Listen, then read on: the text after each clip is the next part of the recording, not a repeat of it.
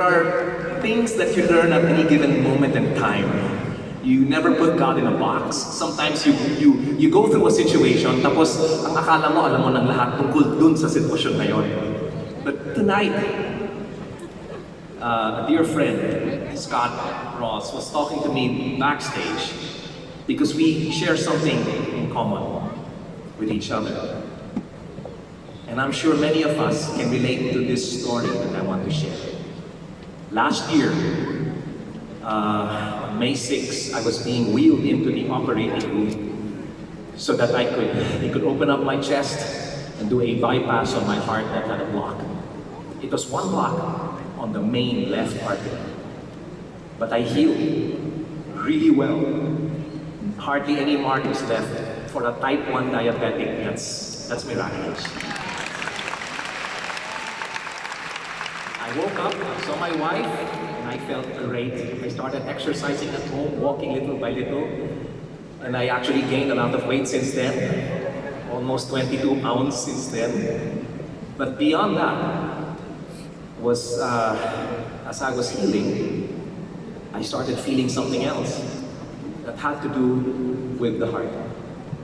And so I went in for a CT scan, and the doctor said, you know, whatever's happening to you now happens to about 30 to 40% of patients after the surgery.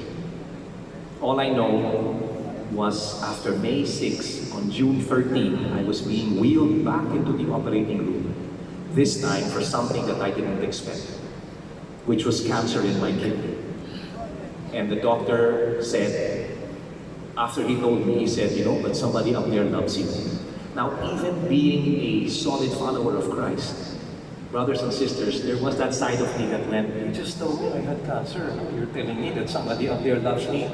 And he said, because of the sequence of events, kasi po, kung ang ginawa nila, kung natuklasan nila yung kidney at inoperahan ako sa kidney, bago nila nalaman yung sitwasyon ng puso ko, maybe even as they gave anesthesia, that block would have ruptured, and that would have been the end of me.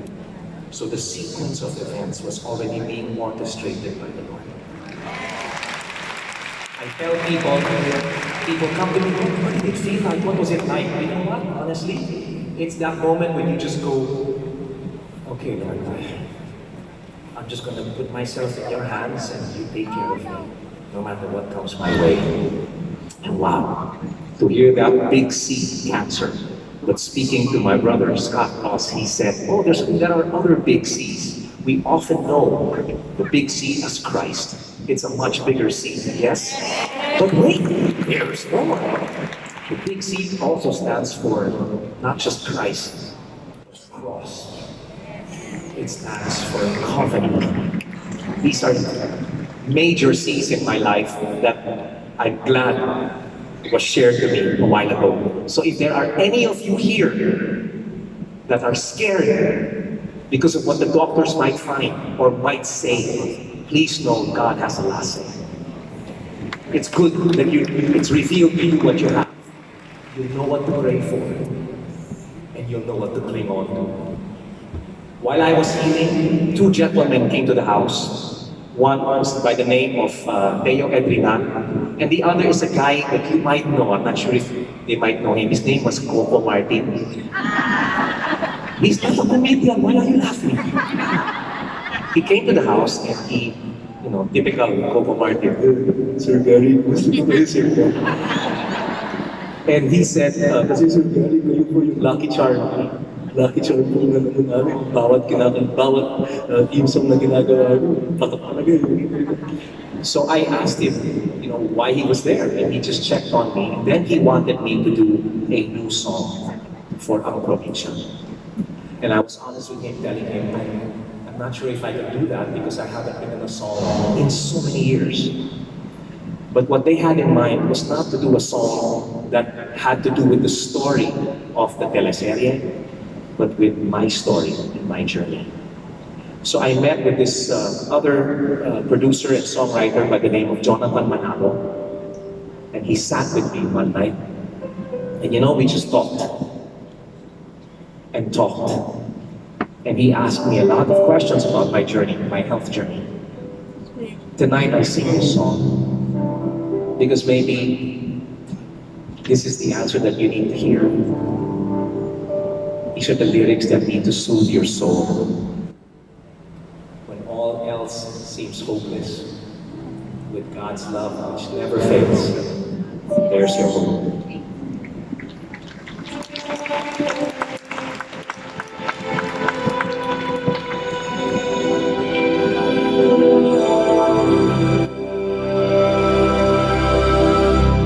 Kay daming tanong, walang sagot, nasasaktan, hindi alam ang karaman, ang nakapiling ulo,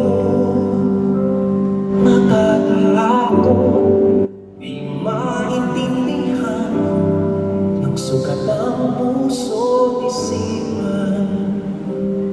Manalig na hindi maligaw sa dilim, may sasagot sa dalangin.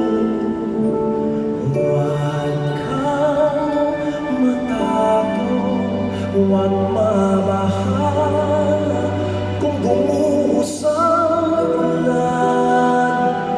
Ano mang pagsubok may dahilan. Minsan walang kasagutan, sa gitna ng ulos, pangako'y ay di ka iiwanan.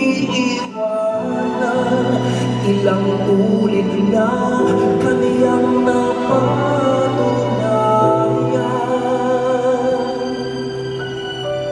ililigtas kanya, ililigtas kanya.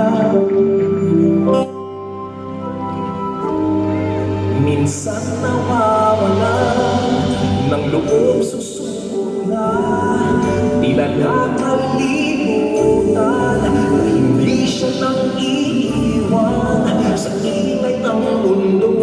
Pangako niya'y di nabago, tanggapin mo ng buo sa inyong puso.